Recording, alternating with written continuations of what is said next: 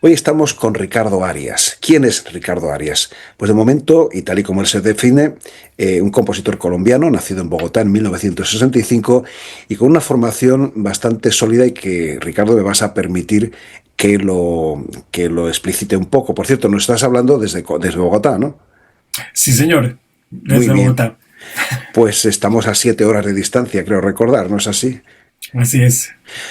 De momento diré que estudiaste composición y música electroacústica con Gabriel Berenchis y flauta con Hiroshi Kobayashi y Jan Bofill en Barcelona. Tu formación ha tenido que ver mucho con España a partir de Barcelona y también a partir de Fonos, pero por supuesto también has estado trabajando en el Conservatorio Real de La Haya, has seguido estudios desde 1995 a 1996 con Clarence Barlow, nada menos, Paul Berg, Ujú. Conrad Bremer, entre otros. Creaste en el año 86 el grupo Sol Sonoro con Roberto García Piedrahita, también buen amigo, desgraciadamente desaparecido hace poco. Ujú. Y bueno, pues has con ese grupo Sol Sonoro protagonizado conciertos importantes en foros como los conciertos Fonos de Barcelona o el Festival Santés de Bourges en Francia. En fin, tu trayectoria es muy amplia. No sé si quieres desarrollar alguno de los aspectos de esa trayectoria que evidentemente yo no voy a poder, digamos, glosar entera, pero sí me interesa mucho, y esto lo tomo de lo que tú dices aquí en tu biografía, para que tú lo acotes o lo amplíes. ¿Cómo va tu música? Que tiene mucho que ver, evidentemente, con la colaboración, la improvisación y el uso de instrumentos y técnicas de ejecución no convencionales. De todo eso precisamente trata esta sesión de hoy. La colaboración la vamos a ver, pues, como en la segunda parte de lo que vamos a hablar. La improvisación está en todo momento porque es un eje fundamental de tu trabajo compositivo. Pero es que desde 1992 tú trabajas con un instrumento de tu propia invención. Estamos viendo fotos que tú nos has mandado de esta batería global, que consiste en un racimo de bombas de caucho que el intérprete tañe frotando y percutiendo con las manos. Pero bueno, explícanos tú cómo va ese instrumento, porque estamos viendo algunas fotos y Pues, en lugar de leerlo como estás tú, mejor nos lo cuentas. pues para mí, a mi modo de ver, es algo muy sencillo. En el trabajo con Sol Sonoro, el grupo que mencionaste con Roberto y con Luis Boira, eh, ya usábamos todo tipo de objetos para producir sonido, como objetos cotidianos, digamos. Y entre esos estaban, pues usábamos globos inflables de diferentes formas. Y fue justo antes de yo irme de Barcelona, en el 93, tuve un concierto con Miquel Jordán y Miquel me pidió explícitamente que tocara solo globos. Entonces ahí surgió, por esa necesidad, digamos, surgió la primera versión del instrumento, que era básicamente como yo no recuerdo muy bien, era simplemente como tres globos amarrados a una estructura para poderlos manipular. Ese fue el inicio de eso. Eh, eh, digamos, fue un poquito anecdótico, pero, pero esa petición de Miquel me, me permitió como enfocarme en una fuente sonora específica de las que venía usando desde hacía un tiempo. Y cuando volví a Bogotá, la empecé a desarrollar de manera un poquito informal. Hice un proyecto con una beca que me gané de dúos improvisados a distancia, intercambiando grabaciones con músicos en Europa, en Estados Unidos y en España, obviamente. Eh, y ese fue como el primer proyecto en el que explícitamente usé esa cosa que todavía no tenía ni siquiera nombre, eh, y empecé a explorarlo. Y cuando fui a La Haya, un año o dos después, estoy hablando del 95, 96, yo ya había dado por hecho, yo pensaba que ya había terminado esa etapa de los globos, de la batería global, pero cuando le conté a mis amigos con los que estaba estudiando, pues les llamó mucho la atención y lo volví pues fui a un almacén en La Haya y compré unos globos y volví a armar el instrumento. Y en ese momento, en esa época, en el 96, hice muchísimas, las estaba mirando hace un rato, muchísimas grabaciones de improvisaciones usando la batería global con toda la gente que estaba conmigo en el Conservatorio de La Haya en ese momento. Y ahí empecé realmente en forma como a concentrarme en la improvisación con este objeto en particular que acabó convirtiéndose en mi instrumento pues principal. Vamos voy a compartir una página. Tú lo ves, lo vemos, ¿no? Perfectamente. Sí, ahí lo estoy viendo, perfecto. Bueno, ¿por qué pongo esto? Estábamos hablando antes de empezar a grabar, porque en este Nur nicht Nur, eh, que también aparece como música global, hay toda una serie de cortes, lo podremos ver aquí. Esta es la portada del disco. Y esos cortes, que son breves, vamos a poner algunos, pero a mí me gustaría que comentaras un poco cómo surge esto que vamos a escuchar. Como son cortos, podremos poner unos cuantos y tú nos lo comentas si te parece bien. Porque para mí esto es un poco como unos estudios, como en su momento hacían los estudios de piano, los grandes compositores que hacían de trabajo para ese instrumento del siglo XIX. Tú con ese instrumento inventado tuyo, da la impresión de que quieres hacer una especie de estudios que van tocando problemáticas separadas, diferentes de lo que da de sí ese instrumento. ¿Es así o no? Sí es así, en parte es así y es así un poco porque yo estaba todavía como en como en un dilema entre la improvisación y la composición, digamos. Entonces un poco al hacer estos estudios, como los llamas tú apropiadamente, creo, lo que estaba haciendo era como pensando un poquito como compositor, mirando a ver cuáles son los materiales o una serie de materiales posibles para, pues digamos, para prescribir una composición, no para componer en tiempo real como la improvisación, sino para... Entonces parte era un poquitico eso. Eh, Me llamaba mucho, a mí siempre me ha llamado mucho la atención o me ha intrigado mucho eh, pues como el límite entre el material, como lo llamamos comúnmente en electroacústica, y la composición, ¿no? En qué momento un material o un sonido o un gesto deja de ser un elemento y es una composición en sí mismo, ¿no? Y esto viene un poquitico también muy inspirado por varias obras, en particular por el concierto para, ¿cómo se llama? The Glass World, el mundo de vidrio, una Sí, sí, composición sí, sí. hermosísima de Anya Lockwood, De Anna Elwood, sí, que sí. también en su versión grabada es básicamente eso, es como una especie de catálogo de materiales con diferentes objetos de vidrio. Pero ella las considera los gestos como singulares del material, ella los considera ya como composiciones. Pues vamos a ello.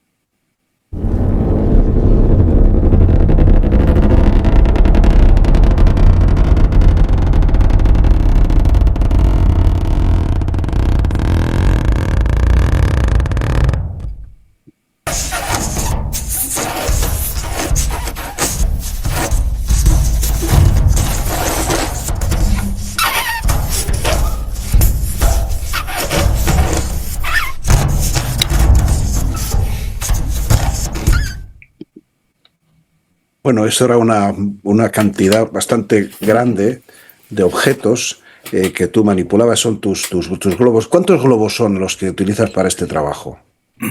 Pues en la versión que utilicé en esta grabación había, pues la batería consistía en 3 globos relativamente grandes, como de unos 50 centímetros de diámetro, un poco más, muy resistentes pues tiene una forma muy definida, tienen como una especie de estructura con el látex que les da una forma como muy redonda y son muy firmes.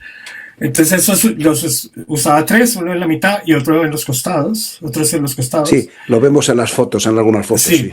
Y esa fue la primera versión, digamos que era la versión... ¿De cuándo data estas grabaciones? No lo recuerdo. Este es del 2003. Vale.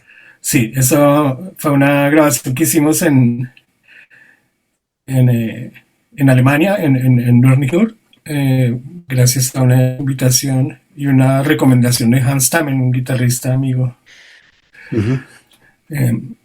Y bueno, pues, digamos, son tres globos centrales y alrededor de eso, pues yo utilizo una serie de objetos para tañirlos, digamos, pues, uso pues básicamente todo lo que me encuentro por ahí, cauchos, pedazos de icopor o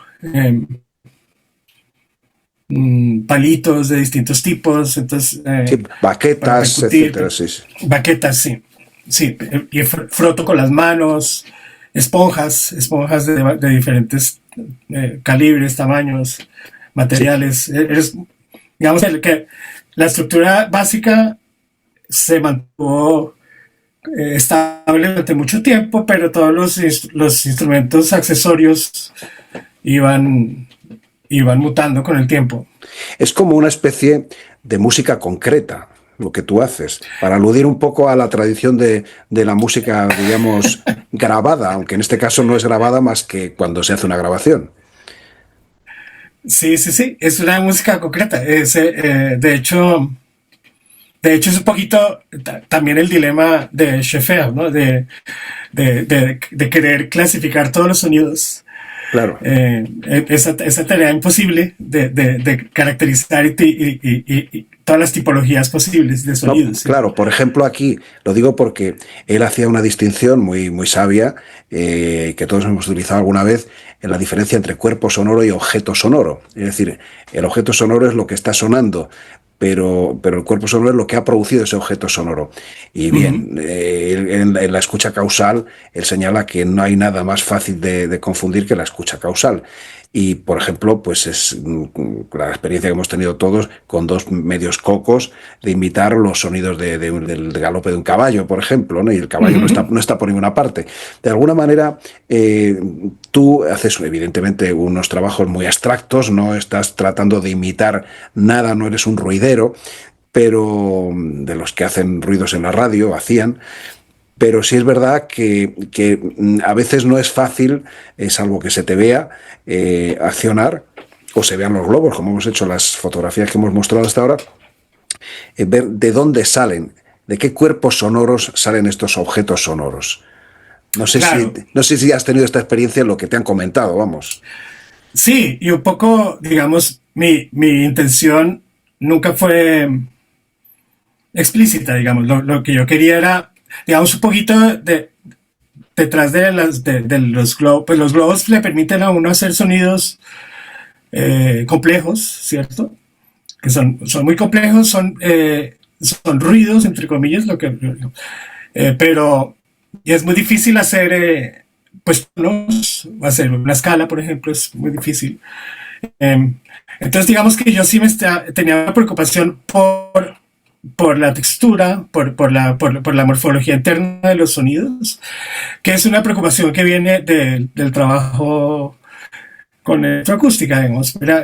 Un poquito lo que yo quería era tener como un instrumento electrónico, entre comillas, pero no, digamos que no es realmente electrónico, pero que produce unos sonidos que pueden asemejarse o pueden mostrar ciertas características o complejidades propias de algunos sonidos electrónicos, digamos. O que pueden dialogar eventualmente con trabajos de electroacústicos. Vamos ahora a este punto porque tú, al menos en las contribuciones o colaboraciones que has hecho con numerosos intérpretes y muy variados, sin embargo, no he encontrado en ninguna de las cosas que me has mandado nada que tuviera que ver con la colaboración con músicos electroacústicos. Por ejemplo, a mí me gustaría centrarme ahora, que tú nos expliques un poco, que quizá data de los tiempos tuyos en los mediados de los 90 en La Haya, en los Países Bajos, cuando hiciste este look con el magnífico vocalista neerlandés, precisamente Jaap Lonk. ¿Cómo funcionó? ¿Cómo fue esta colaboración? Ah, sí. No, pero esa colaboración es muy reciente, es del año pasado. Ah, vaya. Pero sí, la verdad es que pues cuando yo estuve en Holanda no nos conocimos, pero obviamente yo le he seguido la pista ya durante todos estos años. Claro. Como todos los otros, ¿cierto? Por supuesto. Sí, es imprescindible, digamos, el trabajo que ha hecho. Y obviamente siempre me llamó mucho, me gustó, me interesó mucho. Y un buen día, el año pasado, decidí escribirle para invitarlo a Bogotá. Y él él es una persona, entonces rápidamente se concretó la invitación y él vino a Bogotá, dio unos conciertos que organizamos en la universidad, unos talleres, y yo le propuse que hiciéramos una sesión de grabación. Y era la primera vez que colaborábamos. Pero funcionó muy bien, me parece que pues, digamos, él es un excelentísimo improvisador, tiene un dominio total, muy lúdico, muy agudo de su instrumento, digamos, de la voz. Digamos, es realmente muy libre, digamos, muy libre en el sentido de que sabe exactamente qué puede hacer en cada momento, es dúctil. Pues vamos a escuchar esto que acabo de comentar.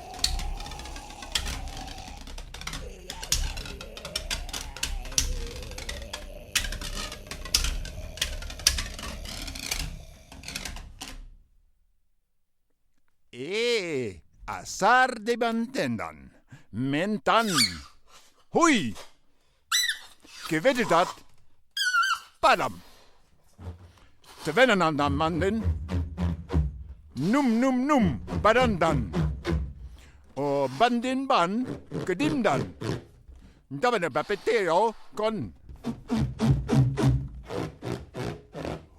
batil, rt, kenemerat, Tavani Batanul, Ort. Banemam, them. Two. Tarikabadam, them.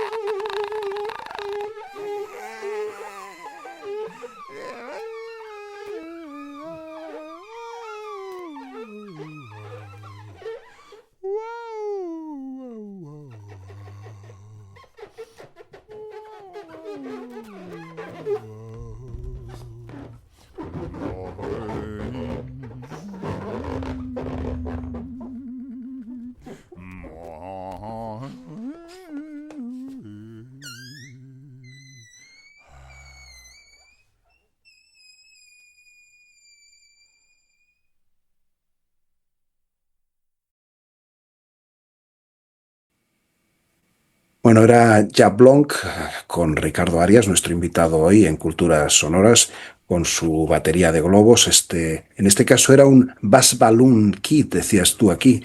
Era un gran globo, en realidad, con el que estabas haciendo este tipo de cosas. Sí, es que pues ya hablamos de la primera versión, que eran los 3 globos de tamaño mediano, digamos. Sí. Luego, a principios de este siglo, empezó a haber un cambio, como unas tendencias en la improvisación hacia piezas menos activas, digamos, más estáticas. Y eso se dio en varios sitios en el mundo, pues en Buenos Aires, en Nueva York, en Berlín, en Tokio. Y yo empecé a colaborar con gente que estaba trabajando en esa estética. Entonces cambié el formato y empecé a utilizar ese globo muy grande, con uno de los anteriores nada más, y a tratar de hacer otro tipo utilizar otro tipo de gestualidad, otro tipo de fraseo, digamos. Más centrado como en la minucia, ¿no? ¿Y en qué lugar ponemos que está hecha esta grabación, la que voy a aludir ahora? Es otra colaboración. Esta grabación con la violonchelista Violeta García en marzo de 2020 en Bogotá. ¿En qué situación ponemos? Ya es en esa nueva planteamiento de improvisación que tú señalas, seguramente este trabajo con ella, que además tiene un título bastante peculiar, Subterfugios. No tengo aquí ahora mismo. Sí. Cuéntalo tú, porque es que es un trabalenguas muy divertido. Sí, no la tengo aquí a la mano. Bueno, lo tengo aquí al lado, pero Deja que lo voy a buscar porque me parece divertido. Sí, sigue, por favor. Sí, espera que lo miro. Sí, añagazas, estratagemas, jugarretas y tretas. Nada menos. Sí, añagazas, estratagemas, jugarretas y tretas. Es que, bueno, esos títulos me los inventé yo y además tienen, espérate. Cada pieza tiene como una indicación, ¿no? Argucias, allegro. Artimañas, allegro ma non tanto. Ardides, molto adagio andante. Algo que siempre me ha llamado la atención de las improvisaciones libres son los títulos, ¿no? Sí. Porque digamos, la gente, los improvisadores más radicales, digamos, improvisan y ya está, y no tienen como nada que decir y no hay nada más que lo que suena, digamos. Sí, es verdad. Entonces, pero siempre, por ejemplo, en las yo no sé, por ejemplo, los primeros discos las primeras grabaciones de Music Improvisation Company, de Derek Bailey con Hugh Davis, que también usaba objetos. Queridísimo. Que es un referente impresionante. Queridísimo Hugh Davis, sí. Maravilloso, y es una gran influencia en lo que hago. ellos ponían unos títulos totalmente absurdos, ¿no? Como, yo qué sé, no se referían a nada en particular, pero eran siempre como muy juguetones, muy lúdicos, muy... Sí, sí, sí. Y entonces por eso le puse estos títulos a estas piezas, digamos. Pues vamos a escuchar lo que haces en estos subterfugios, que es el último corte, por cierto, de este disco, que interpretas junto con Violeta García al cello.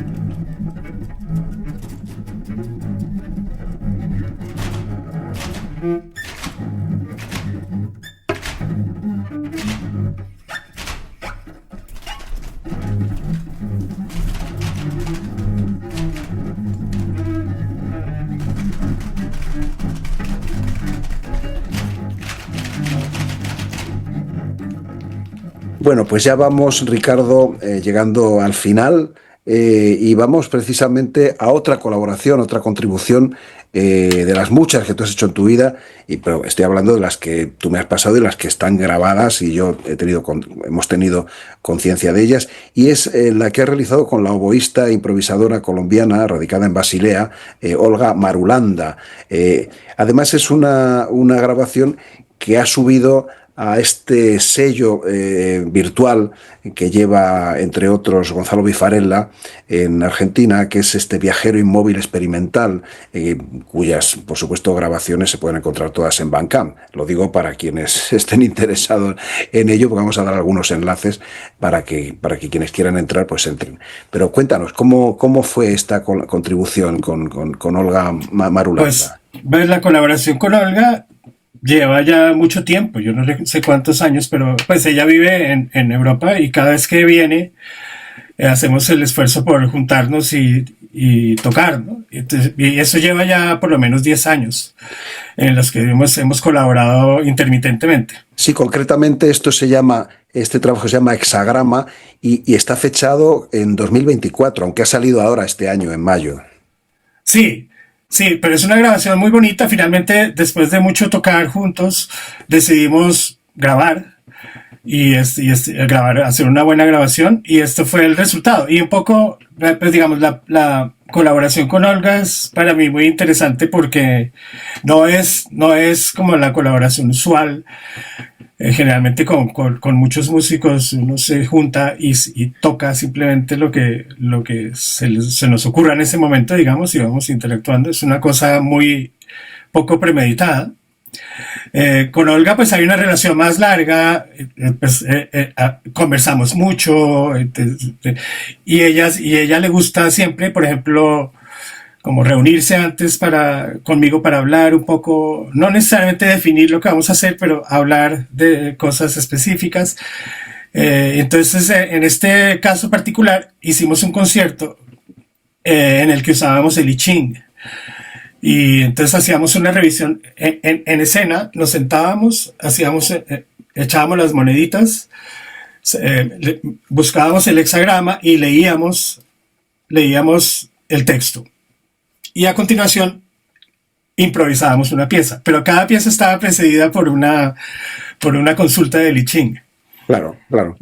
Bueno, pues aquí lo vamos a dejar, vamos a quedarnos con este interesantísimo trabajo. Insisto, vamos a poner los enlaces, quien quiera profundizar puede. Así que, pues, vamos contigo y con Olga Marulanda en este interesante trabajo. Y bueno, pues, Ricardo, pues muchas gracias y muchos éxitos. Y seguimos. Muchas gracias a ti, Pepe, por la invitación. Un placer verte de nuevo.